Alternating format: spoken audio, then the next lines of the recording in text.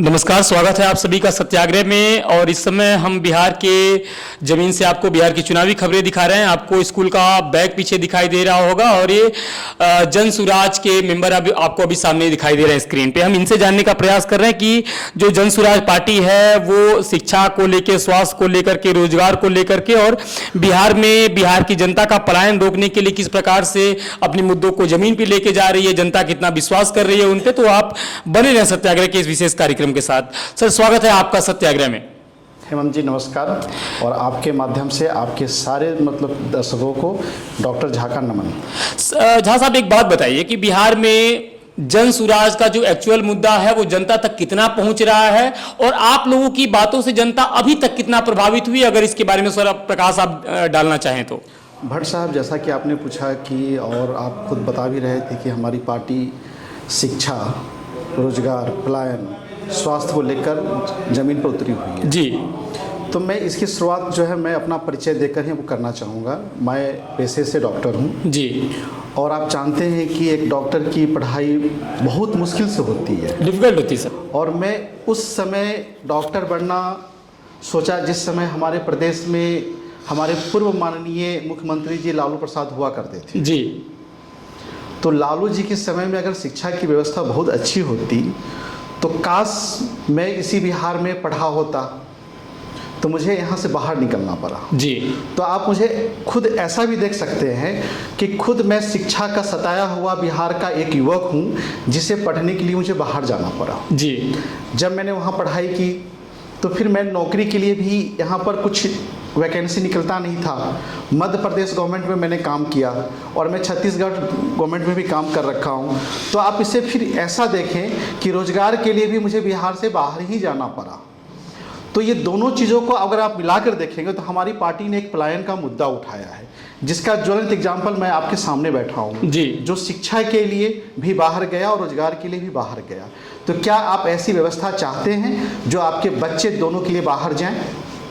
मैं आप ही से भट्ट साहब पूछता हूं। नहीं, बिल्कुल नहीं, बिल्कुल हम कभी नहीं। आप नहीं चाहते हैं, आप प्रबुद्ध वर्ग में हैं, तो क्या हमारे कोई भी घर के आसपास के लोग हैं चाहेंगे?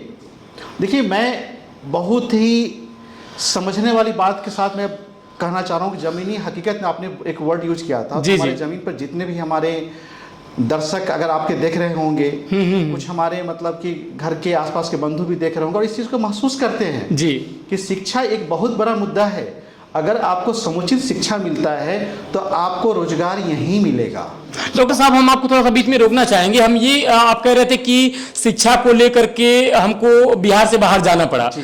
बिहार जो है वो विजडम की भूमि रही है। यहाँ विश्व भर से जो लोग हैं वो ज्ञान लेने के लिए आते थे और मगध जो है वो कभी भी उद्योग धंधे के लिए नहीं जाना जाता था, ये हमेशा से शिक्षा के लिए जाना जाता। कहते हैं विक्रमशिला और ये नालंदा, चाणक्य और आर्यभट्ट की बातें होती हैं पूरे विश्व में। तो क्या कारण है कि जो बिहार की जो शिक्षा व्यवस्था है, आपको ऐसा अगर जो भी लगता है कि क्या कारण है कि बिहार की जो शिक्षा व्यवस्था है वो धीरे धीरे करके ध्वस्त होती गई है? देखिए, आपने बहुत दुरुस्त फरमाया जी कि बिहार की धरती प्राचीन काल में भी बहुत ही ज्ञानी का जो है भूमि कहा जाता था। नालंदा विश्वविद्यालय, तक्षशिला, विक्रमशिला हो गया, मगध यूनिवर्सिटी हो गया, सारे यहाँ थे जी। राजनीतिक परिवेश ऐसा बनाया गया जो शिक्षा को ध्वस्त किया गया जी। आपको मैं जोड़ना चाहूँगा अंग्रेजों के शासन से जी। मैकवेले का सिद्धांत आया था कि सिर्फ उनको कलंक पैदा करना था। हाँ। जो हमारे राजनीतिक थे बिहार के, उनका सिर्फ था कि बिहार की शिक्षा को ऐसा ध्वस्त कर दो कि वो हमसे कुछ न पूछ सके न वो समझ सके। कभी नहीं चाहते थे कि कोई व्यक्ति यहाँ पढ़ा लिखा उत्पन्न हो सके और बातों को समझे। अगर वो चाहते तो शिक्षा के स्तर को ऊंचा ले जा सकते थे। जिस समय मैंने आपको लालू जी के शासनकाल की बात कर रहा था, उस समय पटना साइंस कॉलेज इसका जो है पूरे भारत में नाम हुआ करता था। आपके पीएमसीएच का नाम हुआ करता था, टॉप 100 मेडिकल कॉलेज में नाम हुआ करता, टॉप 100 छोड़ दिया, टॉप 10 में था। आपका जो है हमारे दरभंगा में मेडिकल कॉलेज उनका नाम हुआ करता था। उन्होंने एक व्यवस्थित तरीके से इस व्यवस्था को खत्म किया ताकि वो उनकी सत्ता हमेशा कायम रख सके। तो मैं यही कहना चाहूँगा कि वो चाहते ही नहीं थे कि बिहार की धरती में कोई शैक्षिक पृष्ठभूमि इस तरीके से तैयार हो सके जो आगे चलकर सत्ता पर काबिज हो सके। इसलिए उन्होंने शिक्षा व्यवस्था को ध्वस्त किया। जी जी। तो आप अभी जन सुराज पार्टी को लेकर के लगातार प्रशांत किशोर जी बिहार के अलग अलग जिलों में कैंपेन कर रहे हैं। जनता उनको देखने के लिए, उनको सुनने के लिए, उनसे हाथ मिलाने के लिए जिस प्रकार से बरसात में भी लालाई दिख रही है, उसका भविष्य क्या आपको दिख रहा है कि आने वाले 3 महीने में वो उसका रिजल्ट कैसा आप लोगों को मिलेगा? हम लोग जो है सरकार बनाने जा रहे हैं जी, आप खुद बता रहे हैं कि लोग उनसे मिलने के लिए ललित रहते हैं, और बिहार जो है हर आंदोलन की जननी रही है, और बिहार के लोग हमेशा एक बदलाव चाहते हैं। जी, जिस शिक्षा व्यवस्था को हमारे जो पूर्ववर्ती जितने भी पार्टियां थी उन्होंने खत्म कर दिया था, प्रशांत किशोर जी इसी चीज़ को लेकर आए हैं। कोई विकल्प नहीं था तो यहाँ की जो पब्लिक है उन्हीं को वोट दे देती थी, चाहे वो नीतीश जी को दे चाहे लालू जी को दे। ये दोनों लोग एक ही व्यवस्था से उत्पन्न हुए नेता हैं, जी, जेपी आंदोलन से। जी। दोनों एक ही जगह से है, दोनों का आप देखेंगे बात करने का तरीका, शासन करने का तरीका लगभग मिलता जुलता है। उन्होंने सबसे पहला आघात किस पर किया? शिक्षा का। जी। कभी उन्होंने शिक्षा को मुद्दा ही नहीं बनाया। नीतीश जी ने क्या मुद्दा बनाया था कि आपको हम सड़कें बना देंगे, उन्होंने सड़कें बना दी। उन्होंने फिर क्या मुद्दा दिया कि आपको हम नल जल की सुविधा देंगे, उन्होंने कहा था हर घर में नल पहुंचाएंगे। जी। एनडीए के शासन के तहत उन्होंने अच्छा काम किया, हर घर में उन्होंने नल दिया है, जल नहीं दिया है। जी। आप देखें कि जो है मोदी जी हमारे आते हैं, बोलते हैं कि भाई देखो हमने तो आपको हर घर में गैस सिलेंडर दे दिया। उन्होंने ये कहाँ कहा था कि सिलेंडर का हम दाम बढ़ा देंगे? जी। उन्होंने जो किया सो उन्होंने करके दिखा दिया, जो उन्होंने वादा किया। तो आप ऐसे भी देखिए कि जितनी भी राजनीतिक पार्टियां हैं जो वादा करती है उसको निभाती है, चाहे लालू जी का रहे चाहे नीतीश बाबू का रहे। उन्होंने कभी नहीं कहा कि आपको हम प्रबुद्ध बनाएंगे और आपको रोजगार की व्यवस्था यही करेंगे। उन्होंने तो सिर्फ ये कहा कि आप रोजगार के लिए बाहर जाए। उन्हें शर्म भी नहीं आती है जब वो पूरा अच्छे ढंग से बोलते हैं कि हमारे बिहार के लोग सारे जगह पर होते हैं, किस लिए? तो मजदूरी कर रही है। जी। अगर वो ये सोचते कि बिहार के में ऐसी व्यवस्था हो कि पूरे विश्व से लोग यहाँ पर काम करने के लिए आए, कभी उन्होंने इस आधार पर तो वोट मांगा ही नहीं। जी। तो हमारी पार्टी जो है इस आधार पर वोट मांगने की, हम सबसे पहले आपको शिक्षा की व्यवस्था दुरुस्त करेंगे। जी। जब शिक्षा हम आपको यहाँ देंगे तो रोजगार भी यहाँ देंगे। जब जी। रोजगार और शिक्षा दोनों आपको यहाँ मिलेगा और इनकम भी आपको अच्छा मिलेगा, आपको यहाँ से बाहर जाने की जरूरत नहीं पड़ेगी।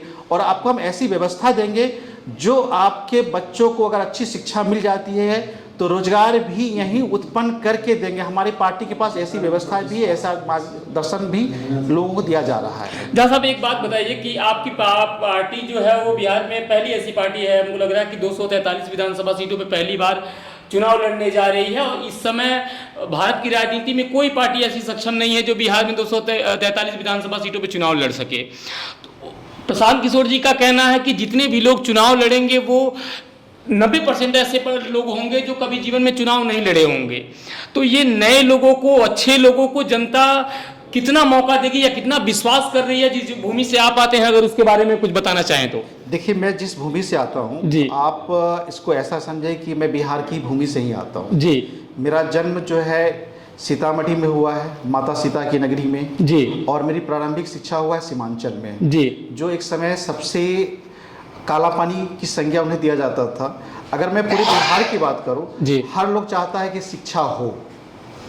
जब हर लोग चाहते हैं शिक्षा हो, सबको बदलाव चाहिए, सबको रोजगार यही चाहिए, तो ऐसा कोई भी राजनीतिक पार्टी बिहार की धरती पर अभी नहीं है जो इन सब मुद्दों को लेकर उनके बीच में है। हमारी पार्टी इन सारी मुद्दों को लेकर उनके बीच में है, इसलिए हमने 243 सीटों पर चुनाव लड़ने का प्रण लिया है और निर्णय लिया है, और जिसमें हम भारी सफलता के साथ विजय भी होंगे। और आगामी विधानसभा का जो चुनाव होगा उसका रिजल्ट भी आपके सामने होगा और हम सरकार भी बनाएंगे।